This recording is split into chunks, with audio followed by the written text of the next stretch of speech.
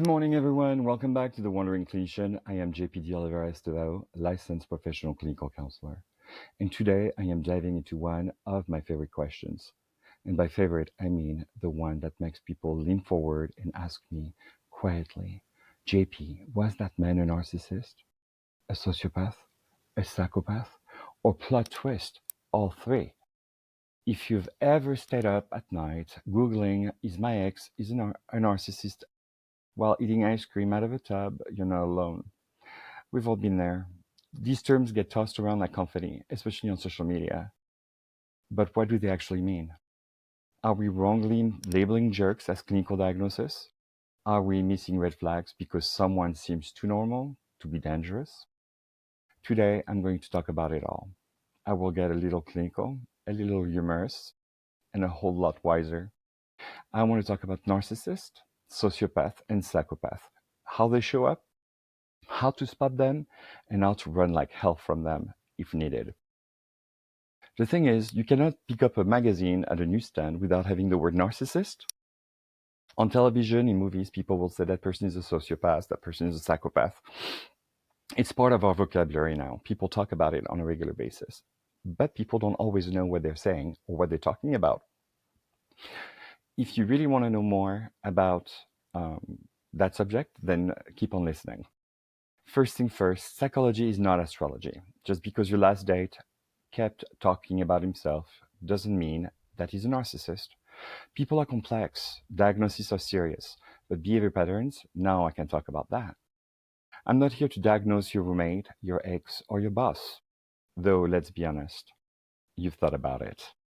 I'm here to help you make sense of behavior that feels confusing, manipulative, or downright destructive. So I'm going to break it down, and let's start with narcissism. Picture a human peacock with a Wi-Fi connection. So they have an inflated ego, a deep need for admiration, zero empathy. They think they're the sun and you are a planet around it. So, for example, you're dating a guy named Peter, and Peter orders for you at the restaurant without asking. He talks about himself nonstop, and he's always waiting for applause. And when you share something vulnerable, he responds with, "Oh, that reminds me of when I overcame something way, way, way worse." That's a classic narcissistic move. So you ask yourself, do I know any narcissists? Well, Donald Trump, grandiosity, obsession with admiration, inability to handle criticism without an emotional mic drop. I mean, he goes for the jugular every time he feels attacked by somebody. He's very, very sensitive to other people's comment, and he shows no emotion whatsoever, no empathy when he talks about other people. If you watch the movie The Beauty and the Beast, Gaston, the suitor of Belle, is also a narcissist. If you watch The Devils Wear Prada, think about Miranda Presley. You replace couture with contempt. She's a hateful person, and she's a narcissist. And here's a twist. Not all narcissists are loud. Some are vulnerable. Think self-pity, passive aggressiveness, and the belief that the world is unfair, especially to them. So let's talk about sociopaths. Sociopaths, they ignore social norms. They lie like it's a sport and manipulate like they're training for the Olympics. That girl in your office named Jenna, she's always a hot mess. She's chaotic. She can be charming until she's not.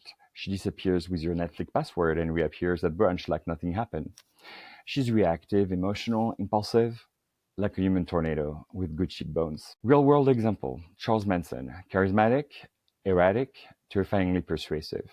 If you watch the movie Goodfellas, you have Tommy DeVito, played by Joe Pesci. Think violence, charm, and a short fuse, the size of a matchstick. Fun fact, sociopathy often stems from environment. So childhood trauma, abuse, chaos, they feel things, but just not enough to weaponize them. Let's talk about psychopaths. They're the cool cucumber of chaos. No remorse, no empathy, no guilt, just cold, calculated manipulation with a smile that makes your spine shiver. Eric, for example, will dismantle your life like it's IKEA furniture, quietly, efficiently, with no visible emotion.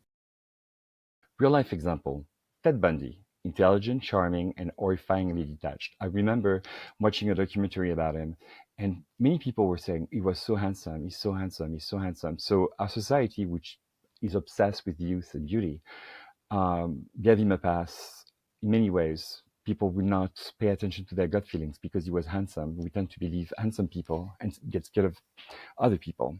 So fictional, if you watched The Silence of the Lamb, Hannibal Lecter, or if you watched the movie Gone Girl, Amy Dune, and Masterclass in Charming Emotional Terrorism. Unlike sociopaths, psychopaths are calm under pressure.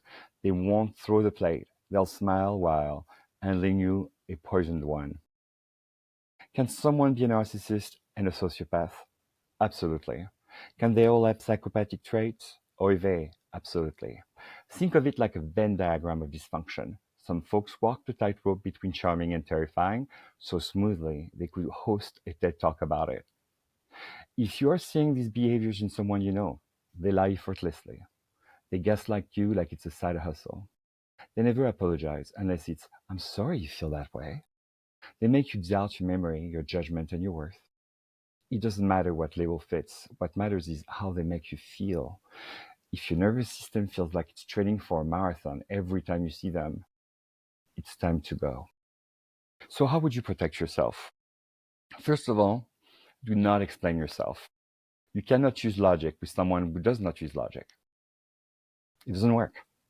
You can use the gray rock method, be boring, disengaged, don't feed into the drama. You could document everything, and you should, especially if you're working with somebody like that.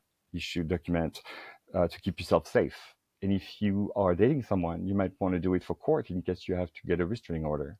And you might do it for your own sanity, so you know that you can keep receipts and you know exactly what's going on. Boundaries are very important, but they are not boundaries unless you enforce them. Don't be mean, don't be dramatic, but they're sacred and they're important. And get some support. If you don't have a therapist, I highly recommend it. If you're dealing with somebody like that, you will need therapy. Just know you're not alone. Most people who hurt are sometimes hurt by people that are not full-blown narcissists, sociopaths, or psychopaths, but sometimes they are. Sometimes people are just inconsiderate, immature, or emotionally unavailable. But if your peace feels constantly disrupted, if you're walking on eggshells, if you're questioning your reality, that's not love. That's not growth. That's trauma in a fancy coat. If you want to read a book on sociopathy, you should read the book from Martha Stout, The Sociopath Next Door. It's really good. And also, I want to put a plug for my own book, A Boy Called JP. It's available on Amazon. Buy it, read it, review it, share it, gift it. I wish you all a wonderful day. Bye bye.